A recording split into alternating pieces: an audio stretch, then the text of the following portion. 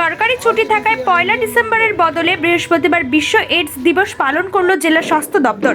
এদিন দুপুরে মালদা মেডিকেলের ট্রমা কেয়ার বিভাগের দ্বিতীয় তলায় একটি সচেতনতামূলক কর্মশালার আয়োজন করা হয়।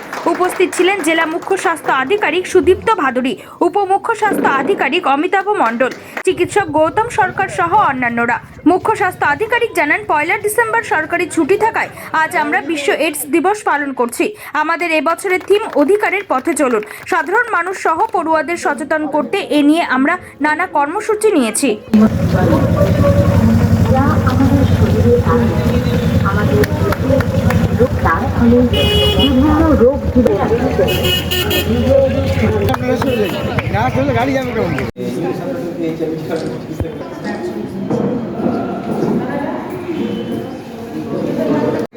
কোনো না কোনো পোস্টে আমি যুক্ত কারণ আমি ভিডিও ছিলাম 2 জেলা 4 বছর 8 বছর।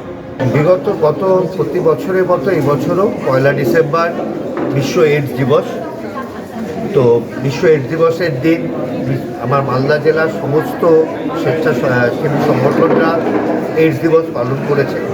এখানকার যারা people living with HIV AIDS, আমার যারা রেড লাইট এরিয়ার যে সংগঠনগুলো আছে তারা পালন করেছে। আমরা সেই দিনটা যেহেতু সরকারি ছুটির দিন ছিল, আমরা তাদের সঙ্গে বসে কাটিয়েছিলাম। তারপরে সরকারিভাবে আজকের দিনে আমাদের যে উপমুখ্য স্বাস্থ্য আধিকারিক 2-এর দপ্তরে আমাদের যে বিশ্ব এইডস দিবসের সরকারি অনুষ্ঠানটা সেটা আজকে করা হচ্ছে।